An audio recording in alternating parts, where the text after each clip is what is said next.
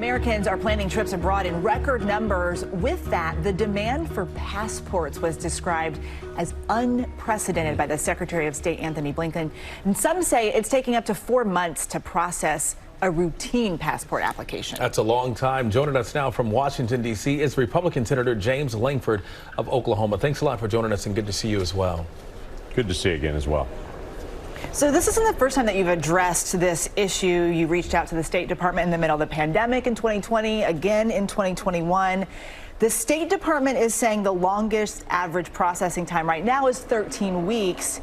You say it's worse than that. So give it to us. What's it actually looking like? Yeah, I would tell first, if you're planning to travel abroad for business, for family vacation, for a honeymoon, get a passport first before you actually get your ticket, because it's not 13 weeks in most cases. We have passport applications that are 5 months or longer that they're still waiting at this point. And even when people pay the extra amount to get an expedited passport, they're still taking 3-4 months to even get an expedited passport. So check your passport and see if it's going to expire before you plan to travel and get that going, because you're right, a lot of people are planning to travel now coming out of the pandemic, but they're not getting a passport in a timely method. To give you just a picture of this, there are 3 million passports right now that are on hold, that are going through the process. Part of this was a collapse of an online system that the State Department tried that didn't work. Part of it's just the number of people applying. And Senator, the initial backlog stems from March 2020 when the government paused processing passports. Right. You say it never kept up with demand, especially when they talk about, travel restrictions there. So right now, what are the issues surrounding the passport application process? So if we go back during the time of COVID, it backed up to about 1.7 million passports in backlog. We come out of COVID and they never caught up from there. We're now at 3 million in the backlog. In the meantime, the State Department, rightfully so, tried to do a renewal process. That's an online renewal process where you can go through and do it, and they tried to put that software into place to do it, and they're finding out that created even more problems on it, that if it doesn't get processed exactly correctly, no one really knows where it is anymore, and it's caused a lot of extra time on it. So there was a failure of their software system when they tried a new system here in this last year, and then they just don't have enough staff to be able to turn this around. They will eventually get caught up.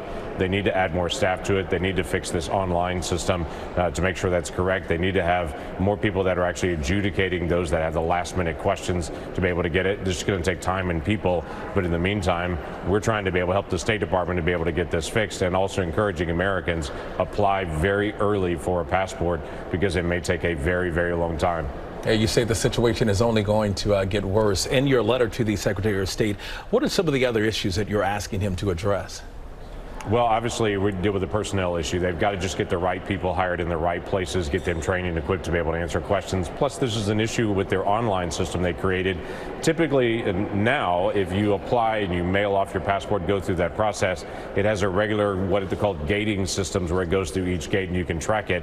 And when someone calls us in a congressional office and says, hey, I can't get an answer on this, we can call, find out where it is, and be able to help them through the process. This new online system they created doesn't allow that. They literally don't know where it is in the process, if it's lost, how fast it's going to happen, and so it's causing a lot of anxiety for people, and a lot of folks are calling every congressional office, both House and Senate, and saying this is a problem. So we're trying to help them walk through this process, but Secretary of State's just got to assign more people to it, and has got to get this online system fixed. I want to switch gears here. We have to ask you about this before you go. The debt ceiling. We're less than a month to possibly not being able to pay the bills as a country. How close are you guys into getting this sorted out? Well, this is actually going to be an issue between the Speaker of the House and the President. Both Chuck Schumer and Mitch McConnell both said, hey, the answer is not going to run through the Senate on this. It's going to run between the House and the White House. So the sooner the House and the White House can sit down and talk about differences and try to address what every American knows is a problem, not just the debt ceiling being a problem, but actually our debt being a problem, and to start this dialogue, the sooner the better on it. But frankly, there's been lots of times we've had a debt ceiling increase that's also had some sort of structural change to it. Some have been small, some have been large, but that's pretty common. We're the only country in the world that has a debt ceiling like this one. And so the reason we have a debt ceiling vote at all is so we'll have to stop as a Congress and a White House, talk about where we are in debt, and say, do we need to make a correction? So it's a reasonable, rational thing to look at $31 trillion in debt and to say, okay, let's talk about if we need to make some changes here before we just keep piling more debt on. All right, Senator Lankford of Oklahoma, thank you for joining us. We appreciate it.